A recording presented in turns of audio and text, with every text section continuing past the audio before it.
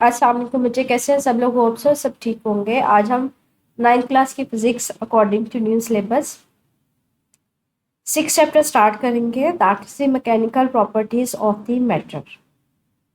Matter के mechanical properties क्या है? मतलब अगर हम लोग मैटर के ऊपर फोर्स लगाते हैं तो उसकी प्रॉपर्टीज किस तरह से चेंज होती है। मैकेनिकल का मतलब है उसकी लेंथ, शेप, ये चीज़ें किस तरह से अफेक्ट होती हैं अगर आप उसके ऊपर कोई फोर्स लगाओ।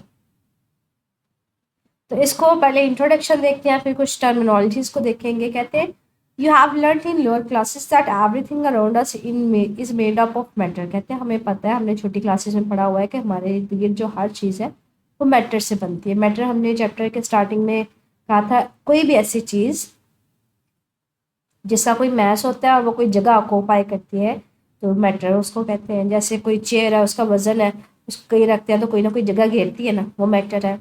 बुक है, वो भी मैटर है क्योंकि वो भी जगह घेरती है, उसका कोई मैस है। तो हमारी ये जो है ना वो चीज़ें मैटर से बनी हुई है। The matter usually exist as in solid, liquid and gaseous state. कहते हैं हमारे इर्द गिर्द जो मैटर है ना वो तीनों हालतों में है।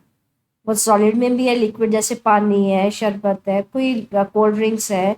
गैसियस स्टेट हमें पता है हमारे एटमॉस्फेयर में कार्बन डाइऑक्साइड है, हाइड्रोजन है, डिफरेंट गैसेज है। तो मैटर इन तीनों हालतों में हमारे इर्द गिर्द मौजूद है। These states are due to attractive forces that exist between the molecules and the atoms. कहते हैं ये तीन हालतें क्यों मुख्तलिफ होती हैं, मतलब ये क्यों तीन हालतें होती हैं। कहते हैं ये जो तीन हालतें हैं ये बेसिकली डिपेंड कर रही होती हैं कि जो मॉलिक्यूल्स हैं या एटम्स हैं उनके दरमियान फोर्सेस किस किस्म की हैं। अट्रैक्टिव फोर्सेस किस किस्म की है? अगर अट्रैक्टिव फोर्सेस बहुत ज़्यादा स्ट्रॉन्ग होंगी तो सॉलिड्स होंगे, अगर वीक होंगे तो लिक्विड्स होंगे। अगर बहुत वीक होंगे एटम्स और मॉलिक्यूल्स के दरमियान तो वो क्या होंगे? गैसियस स्टेट में होंगे। We have already studied some basic properties of matter. कहते हैं हमें उसकी बेसिक प्रॉपर्टीज का पता है। अब इस चैप्टर में क्या पढ़ेंगे? We will discuss mechanical properties of matter that are of विचुअल importance for use of a material for various useful purpose in technology and engineering. कहते हैं इस चैप्टर में हम पढ़ेंगे मैटर की मैकेनिकल प्रॉपर्टीज। मतलब अभी हम देखेंगे मैकेनिकल प्रॉपर्टीज होती भी क्या है। वैसे माइंड में यही रखिएगा कि मैकेनिकल प्रॉपर्टीज होती है उसकी शेप, स्ट्रक्चर, उसके के अगर कोई उसके ऊपर फोर्स लगाते हैं तो क्या चेंज आता है उसमें। तो कहते हैं ये इंपॉर्टेंट है क्यों? क्योंकि इससे हमें अब जो मेटल्स वगैरह ना, मटेरियल्स वगैरह, उसको आइडेंटिफाई करने में सहूलत होती है। कौन सा मटेरियल अच्छा है, कौन सा अच्छा नहीं है, कौन सा फोर्स कोई बर्दाश्त कर सकता है, कौन सा नहीं कर सकता। तो जब हमें मटेरियल का पता चल जाता है तो कहते हैं हमें टेक्नोलॉजी इंजीनियरिंग में हमें फ़ायदा होता है उस मटेरियल को इस्तेमाल करने। The main content included in this chapter: deformation of solids due to some applied force, density and pressure. कहते हैं इस सारे चैप्टर में हम करेंगे क्या? सॉलिड्स के ऊपर या मटेरियल्स के ऊपर फोर्स अप्लाई करेंगे, प्रेशर या डेंसिटी अप्लाई करेंगे और देखेंगे उसमें क्या चेंज आता है। डिफॉर्मेशन का मतलब है चेंज क्या आता है, क्या उसकी शक्ल में बिगाड़ पैदा होता है। ठीक है, अब हमारे पास डिफॉर्मेशन है क्या? तो ये जस्ट इंट्रोडक्शन था, तो जस्ट आपने इसको रीड आउट करना है, इसको ऐसा याद करने की जरूरत नहीं है। अब हमारे पास जो याद करेंगे मैं उसको हाईलाइट भी करवा दूंगी, क्वेश्चंस के साथ भी इंडिकेट करवा दूंगी। तो सबसे पहले तो आता है डिफॉर्मेशन ऑफ सॉलिड्स। डिफॉर्मेशन का मैंने आपको बताया है कि जो शक्ल में चेंज आता है, बिगाड़ आता है सॉलिड्स की, उसको हम बोलेंगे डिफॉर्मेशन ऑफ सॉलिड्स। के अगर आप सॉलिड्स के ऊपर कोई फोर्स लगाते हो तो उसमें क्या चेंज आता है।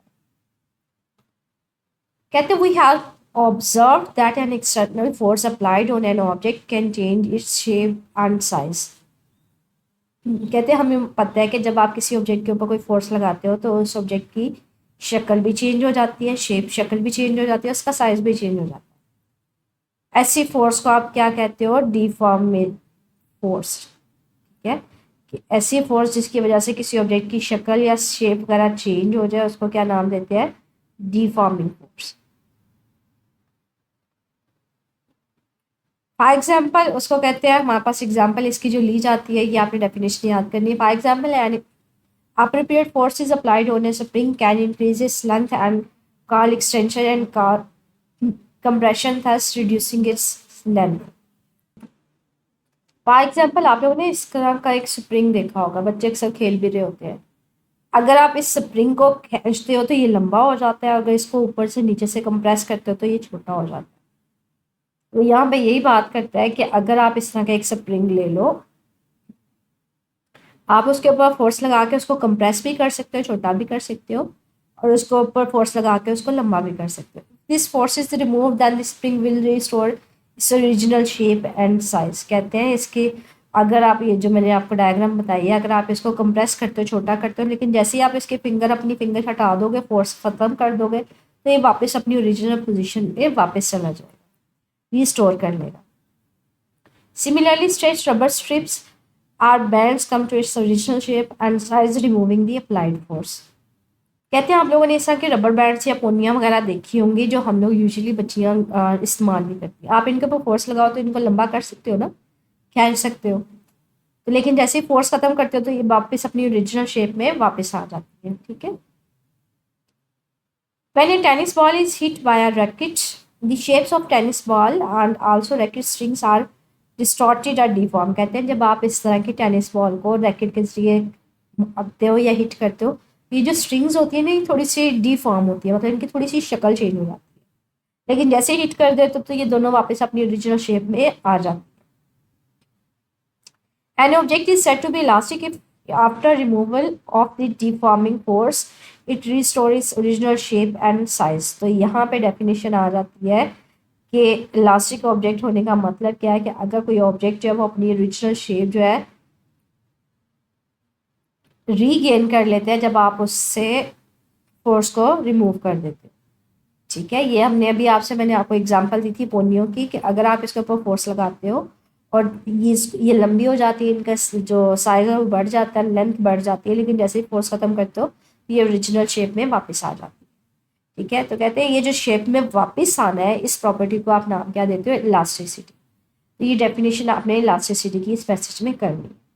Due to this property, we can determine the strength of a material and the deformation produced under the action of force। कहते हैं इससे हमें पता चल जाता है कोई ऑब्जेक्ट कितनी फोर्स बर्दाश्त कर सकता है, तो उससे हमें उसकी स्ट्रेंथ का पता चलता है। Most of the materials are elastic up to certain limit known as the elastic limit. Beyond the elastic limit this changes produce permanent. आप लोगों ने देखा होगा बच्चे, अगर मैं इसके एग्जांपल इसी पुन्यों के साथ दूँ, रबर बैंड्स के साथ, तो आप लोगों ने देखा होगा जब आप इसको खींचते हो, मुसलसल यूज़ करते हो, तो कोई एक टाइम ऐसा होता है कि ये बिल्कुल थोड़ी सी डिफॉर्म हो जाती है, इनमें कह लें कि ये लूज़ हो जाती है, तो वो हम कहते हैं परमानेंट डिफॉर्मेशन हो गया है, कि उस पॉइंट पे अगर आप फोर्स लगाने के बाद उसको छोड़ते हो वापस नहीं आती, क्योंकि वो तो पक्की पक्की ख़राब हो चुकी होती है। उसको हम लोग कहते हैं, वो इलास्टिक लिमिट के बाद एक नई चीज़ आती है उसको कि वो वापस अपनी ओरिजिनल शेप में वापस नहीं आएंगी, क्योंकि उनमें जो चेंज है वो परमानेंट है। The object or material does not regain its original shape even after the removal of the deforming force. कि अगर आप फोर्स रिमूव कर भी दो तो वापस नहीं आती। ये मैंने आपको एग्जांपल पोनी से रिलेट करवा दी है कि स्टार्टिंग में वो ठीक होती है, लेकिन एक लिमिट के बाद वो डिफॉर्मेशन जो है वो लूज हो जाती है। ठीक है, तो आपने सिर्फ और सिर्फ ये याद रखना है कि इलास्टिक लिमिट के बाद एक पर्टिकुलर वैल्यू फोर्स के बाद वो वापस नहीं आती। इलास्टिसिटी क्या है, कि अगर ऑब्जेक्ट के ऊपर फोर्स लगाओ और फोर्स को रिमूव कर दे तो वापस अगर अपनी ओरिजिनल शेप में आ जाती है, तो उसको इलास्टिसिटी कहते हैं। डिफॉर्मिंग फोर्स क्या है, कि अगर आप किसी ऑब्जेक्ट के ऊपर फोर्स अप्लाई करते हो, उसकी शेप में जो चेंज आ जाता है उसको डिफॉर्मिंग फोर्स कहते हैं। आप ये पूरा पैसेज कर लीजिएगा डिफॉर्मेशन में, लेकिन अगर शॉर्ट के लिहाज से अगर मैं आपको सजेस्ट करूँ, क्योंकि लॉन्ग में तो ऐसा नहीं होगा, ये जो मैंने पॉइंट्स हाईलाइट किए इनको आपने लास्ट में याद करना, बाकी ये एग्जाम्पल्स के जरिए उसको एलेबोरेट किया हुआ। ठीक है, आगे कहते हैं हुक्स लॉ क्या है। कहते हैं इफ अ फोर्स, जो भी हमने बात की है ना, कि अगर आप किसी ऑब्जेक्ट के ऊपर फोर्स लगाते हो तो उसकी साइज बढ़ जाता है या चेंज हो जाता है साइज। ठीक है, तो उसको एक साइंटिस्ट ने डिफाइन किया था हुक्स लॉ के नेम से। अब ये है क्या, वो देखते हैं। कहते हैं if force F is applied on a spring to stretch its or compress it, the extension or compression has been found directly proportional to the applied force within the elastic limit। कहते हैं अगर इसकी example मैं आपको दूं कि for example ये मेरे पास एक स्प्रिंग था, आपने इसके साथ मैस अटैच किया, तो मुझे ये जो स्प्रिंग है ये लंबा हो गया, मतलब इसमें एक्सटेंशन प्रोड्यूस हो गई। ये मैं सिर्फ एक्सटेंशन का केस ले रही हूँ। अगर आप वजन बढ़ा देते हो, ज़्यादा मैस इसके साथ अटैच कर देते हो, तो इसमें जो एक्सटेंशन होगी वो ज़्यादा होगी, उसकी जो लेंथ है वो ज़्यादा बढ़ जाएगी। तो मतलब ये वेट फोर्स के ऊपर डिपेंड कर रहा है, ये कितना एक्सटेंड होगा, इसमें एक्सटेंशन कितनी आएगी, जितनी आप उसके साथ फोर्स अटैच करते जाओगे। जितने ज़्यादा वेट मैं फोर्स यहाँ पे लगाऊंगी एक्सटेंशन उतनी ज़्यादा आएगी। जैसे यहाँ पे मैंने एक नॉर्मल फोर्स लगाई थी, अगर मैंने उसका 2 टाइम कर दिया तो एक्सटेंशन भी इंक्रीज होगी। तो वो यहाँ पे यही कह रहा है कि एक्सटेंशन या जो स्ट्रेच करवा रहे हो वो डिपेंड करता है फोर्स के ऊपर, कितनी उसकी लेंथ में चेंज आएगा या कितना बढ़ेगा, वो डायरेक्टली प्रोपोर्शनल फोर्स के ऊपर। जितनी मैं वेट फोर्स लगाती जाऊंगी, कितना वेट हैंग करती जाऊंगी, उतना उसमें लॉन्गेशन प्रोड्यूस होती जाएगी। प्रोपोर्शनैलिटी साइन हमेशा याद रखिएगा, जब भी खत्म करते हैं वहाँ पे कांस्टेंट आता है। तो मैं अगर यहाँ पे इक्वल लिख रही हूँ, साथ में क्या लिखूंगी, कांस्टेंट। तो कांस्टेंट मेरे पास ये के है, एक्स यहाँ में मल्टीप्लाई हो रहा है, इधर जाके क्या हो जाएगा, डिवाइड। तो यहाँ पे कांस्टेंट की वैल्यू आ गई। अब मैं कांस्टेंट को डिफाइन करना चाह रही हूँ, क्या है, कहते हैं वेयर के is the constant of proportionality. मैंने आपको वही बताया कि प्रोपोर्शनैलिटी कांस्टेंट है, प्रोपोर्शनैलिटी साइन खत्म किया था तो वहाँ पे मेरे पास ये कांस्टेंट आया था, इसको नाम देते हैं स्प्रिंग कांस्टेंट। अब ये स्प्रिंग कांस्टेंट हमें बताता क्या है, in fact it is the measure of stiffness of the spring. कहते हैं बेसिकली स्प्रिंग के बारे में बता रहा होता है कि स्प्रिंग की स्ट्रेंथ कितनी है, क्या उसकी प्रॉपर्टीज हैं, वो सारी चीज उसके बारे में बता रहा होता है। The greater the value of the spring constant the greater will be stiffness और the strength of the spring. कहते हैं स्प्रिंग कांस्टेंट के की वैल्यू ज्यादा होने का मतलब है मेरे पास स्प्रिंग उतना अच्छा है, उसकी स्ट्रेंथ उतनी अच्छी है। इसका यूनिट क्या होगा, अगर स्प्रिंग कांस्टेंट का मैंने निकालना हो तो फोर्स का यूनिट क्या होता है, न्यूटन डिवाइडेड बाय डिस्टेंस, मतलब उसकी लेंथ में बढ़ा था ना, एक्सटेंशन हो रही थी, लेंथ कितनी बढ़ी है तो वो मीटर होता है, तो न्यूटन पर मीटर आ जाएगा। तो ये शॉर्ट क्वेश्चन आ जाता है what is this spring constant. तो ये याद रखिएगा होता क्या है, ये क्या चीज़ इंफॉर्मेशन प्रोवाइड करता है about the stiffness of the spring या स्ट्रेंथ ऑफ द स्प्रिंग होता है। इसका यूनिट क्या होता है, न्यूटन पर मीटर। ये हमारे पास मोस्ट कॉमनली एमसीक्यू ये शॉर्ट क्वेश्चन में आ जाता है। हुक्स लॉ भी आपके पास अलहदा से शॉर्ट क्वेश्चन में पूछा जाता है, what is the Hooke's law and write down it's formula. तो ये अलहदा से आपके पास शॉर्ट क्वेश्चन में आ जाए पूछ सकते हैं, ठीक है। ये यहाँ तक अलहदा से शॉर्ट क्वेश्चन हो सकता है। ये लॉन्ग क्वेश्चन भी है लेकिन मैं बाद में हाईलाइट करवाऊंगी कौन सा लॉन्ग क्वेश्चन है। आगे कहते हैं graph of force against extension in a straight line passing through the origin. कहते हैं सपोज करें मैं फोर्स एक्सटेंशन मतलब स्प्रिंग अगर मैं ले रही हूँ तो उसकी लेंथ कितनी बड़ी है उसके दरमियान ग्राफ बनाती हूँ। अलॉन्ग दी एक्स एक्सिस मैंने लिया कि कितना उसकी लेंथ बढ़ेगी, अलॉन्ग दी वाई एक्सिस मैंने लिया कि फोर्स में कितनी अप्लाई करूँगी। If the applied force or the load exceeds the elastic limit of the spring it is permanently deformed and its spring will no longer remain linear. अच्छा, इसके example को आप इसके साथ कह रहे हैं, अगर आपके पास क्या है कि स्प्रिंग है, मैंने उसके साथ मैथ अटैच कर दिया, वेट फोर्स लगा दी है तो इसकी लेंथ बढ़ जाएगी। अगर मैं इसको रिमूव कर दूंगी ना तो ये वापस चला जाएगा। तो हम कहते हैं ये इलास्टिसिटी है कि मैथ रिमूव करने से स्प्रिंग अगर अपनी ओरिजिनल शेप रीगेन कर लेता है।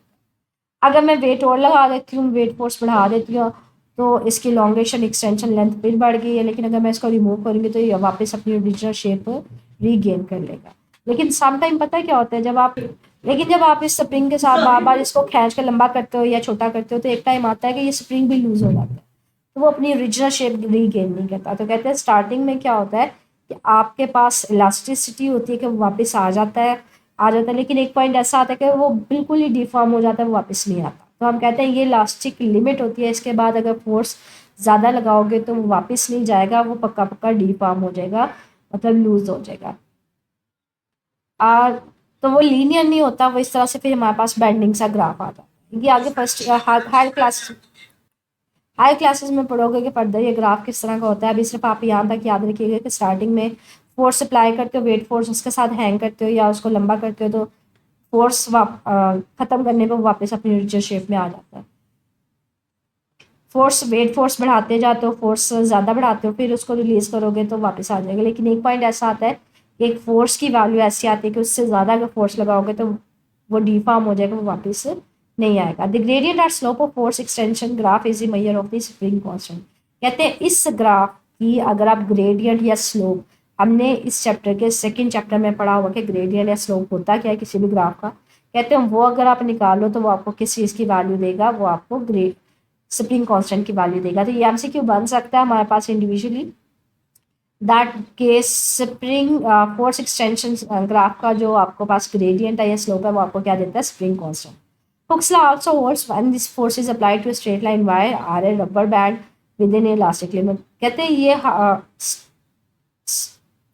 एक वायर के ऊपर स्ट्रेट वायर जो है हमारे पास उसके ऊपर भी, तार के ऊपर भी अप्लाई किया जा सकता है, या जो पोनियाँ वगैरह जो होती हैं वो भी हमारे पास फ्लेक्सिबल होती है, उनमें भी इसको प्रोड्यूस करवाया जा सकता है, मतलब हुक्स लॉ उसके ऊपर भी एप्लीकेबल है। जैसे मैंने आपको एग्जांपल दी कि ये स्प्रिंग के लिए भी है, ये आपके पास ये जो पोनिया शोनिया इनके ऊपर भी ये हुक्स लॉ अप्लाई किया जा सकता है कि जितनी आप फोर्स लगाओगे उतनी उसमें एक्सटेंशन प्रोड्यूस होगी। आप कहते हैं इसकी अगर एप्लीकेशंस की तरफ चले, एप्लीकेशंस क्या है हुक्स लॉ की, कहते हैं Hooke's law serve as the basic principle in wide range of applications. कहते हैं इसकी बड़ी ज़्यादा एप्लीकेशन है। In field of technology engineering springs in many devices rely on Hooke's law for their function such as spring. कहते हैं हमारे पास engineering और टेक्नोलॉजी में जो स्प्रिंग्स है ना, हुक्स लॉ को फॉलो करते हुए इनके बहुत सारा फंक्शंस है, बहुत सारा जगहों पर इनको इस्तेमाल किया जा सकता है। जैसे स्प्रिंग स्केल होता है, इस तरह का एक स्प्रिंग स्केल होता है जिसके जरिए ना आप किसी चीज़ का वेट वगैरह निकालते हो, वो देखेंगे अभी स्टील इसको। Balance wheels of mechanical clocks, जो घड़ियाँ होती हैं उनमें भी स्प्रिंग्स इस्तेमाल किए जाते हैं। इसके अलावा गैल्वानोमीटर में, सस्पेंशन सिस्टम में, व्हीकल्स, मोटर बाइक्स, डोर हिंग्स, आप लोगों ने देखा होगा कि इस तरह से हमारे पास कब्जे भी यूज़ किए। अच्छा, दरवाज़ों में ना इस तरह से आप लोगों ने डोर हिंग्स देखे होंगे, कब्जे वगैरह लगाए जाते हैं, इनके अंदर भी ना इस तरह से स्प्रिंग्स लगे होते हैं, ठीक है। तो मटेरियल टेस्टिंग मशीन्स, जो मशीन्स होती हैं जिनके जरिए मटेरियल्स वगैरह को टेस्ट किया जाता है कि मटेरियल कैसा है, सॉफ्ट है, हार्ड है, कितनी फोर्स बर्दाश्त कर सकता है, तो वहाँ पे भी इनको इस्तेमाल किया जाता है। तो स्प्रिंग्स को काफ़ी ज़्यादा जगहों पे इस्तेमाल किया जाता है। अब उसकी वर्किंग किस तरह से होती है उसको देखते हैं। How a Hooke's law applies with in specific range of force. ये हुक्स लॉ जो है वो स्पेसिफिक रेंज के लिए इस्तेमाल होता है, जिसमें हम कहते हैं फोर्स अप्लाई करें तो उतनी ही एक्सटेंशन प्रोड्यूस होती है। उसके बाद तो अगर ज़्यादा फोर्स लगाएंगे तो परमानेंट डिफॉर्मेशन हो जाएगी, तो वहाँ पे हुक्स लॉ अप्लाई नहीं होता। हुक्स लॉ होता है कि force is directly proportional to displacement. जितनी फोर्स अप्लाई करोगे उतनी ही आपके पास उसमें बॉडी जो है वो डिफॉर्म होगी या उसकी लेंथ बढ़ेगी या कम होगी। Exceeding the range or limit result in the permanent deformation. अगर आप फोर्स बहुत ज़्यादा बढ़ा दोगे तो डिफॉर्मेशन आपके पास परमानेंट हो जाएगी। जैसे मैंने पोनियो की एग्जांपल दी, स्प्रिंग की दी कि वो लूज हो जाते हैं, ठीक है। No longer follow the Hooke's law, वो हुक्स लॉ को फॉलो नहीं करेंगे अगर एक दफ़ा वो अपनी इलास्टिसिटी को ख़त्म कर देते हैं, मतलब वो फोर्स रिमूव करने पे वो वापस नहीं आते, तो वहाँ पे हुक्स लॉ अप्लाई नहीं होता। Some of the uses are elaborated below. तो हुक्स लॉ के हमारे पास जो यूजेस है, कहाँ कहाँ इसको इस्तेमाल किया जाता है, कि आप जितनी फोर्स लगाते हैं उतनी हमारे पास एक्सटेंशन प्रोड्यूस होती है। तो उसको यूज़ कहाँ पे किया जाता है वो देखते हैं। कहते हैं सबसे पहले होता है स्प्रिंग स्केल, ये इस तरह का स्प्रिंग स्केल होता है, ठीक है। कहते हैं स्प्रिंग स्केल में किस तरह से आप इसको इस्तेमाल करते हैं, ये इसका फ़ायदा क्या होता है। कहते हैं spring scale let us scales use the extension or the compression of a spring to determine the weight of the object. कहते हैं ये जो स्प्रिंग स्केल होता है ना, इसके अंदर यहाँ पे ना स्प्रिंग लगा होता है, ठीक है।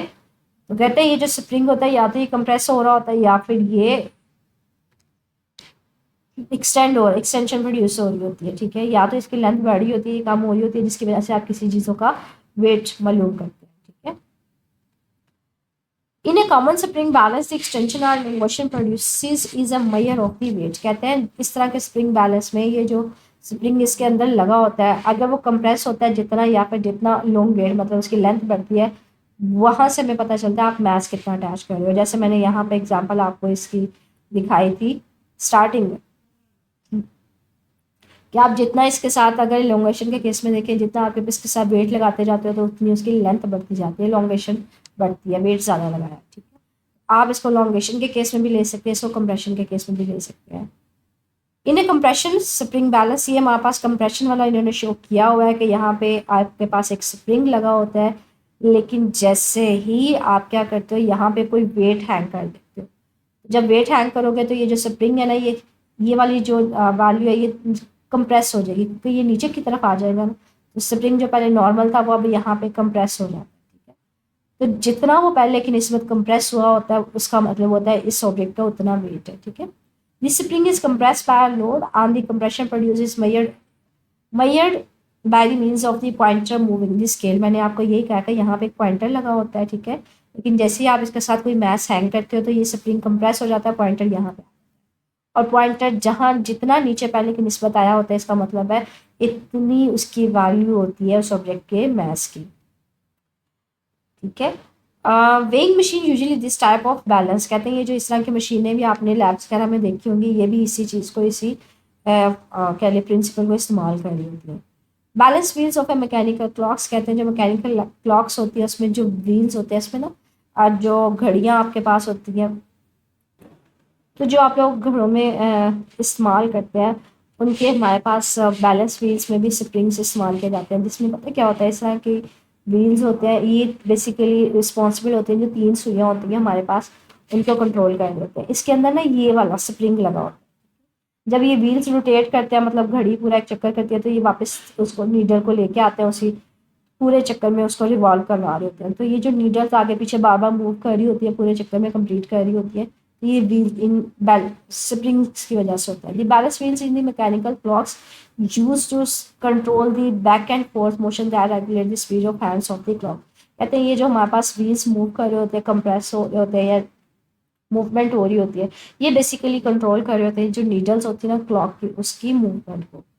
आगे गैल्वानोमीटर बच्चे ये डिवाइस होता है, ये आप लोग फर्दर फर्स्ट ईयर वगैरह में पढ़ेंगे भी, कैसा डिवाइस होता है जिसकी वजह से आप कहीं पे करंट को डिटेक्ट करते हैं। तो यहाँ पे ये कह रहा है galvanometer is a current detecting device, कि अगर कहीं पे करंट फ्लो रहा हो तो वहाँ पे गैल्वानोमीटर को इस्तेमाल करते हैं। अब इसकी वर्किंग किस तरह से होती है, it make use of a tiny spring called head spring which provides electrical connections to the galvanometer coil and also restore the pointer back to its position. अच्छा, ये गैल्वानोमीटर की शक्ल होती है बच्चे, इसमें ना ये इस तरह की एक कॉइल वगैरह इस्तेमाल की जाती है, जो भी मटेरियल इस्तेमाल किया जाता है, डिटेल आप फर्दर पढ़ लेंगे। एक इसके ऊपर स्प्रिंग ऊपर लगा होता है, एक नीचे स्प्रिंग लगा होता है। जब आप इसको रोटेट करवाते हो तो ये स्प्रिंग जो है ना, जब ये कॉइल रोटेट करती है तो ऊपर वाला स्प्रिंग भी साथ साथ रोटेट कर रहा होता है, ठीक है। और नीचे वाला स्प्रिंग का आता है वो भी साथ में ही ट्विस्ट हो रहा होता है, मतलब वो भी साथ साथ ना कह लें कि उसकी भी मूवमेंट हो रही होती है। लेकिन जैसे ही आप इसको स्टॉप कर देते हो तो वो जो हमारे पास स्प्रिंग है उसको वापस लेके आता है, री अनट्विस्टिंग होती है, ठीक है।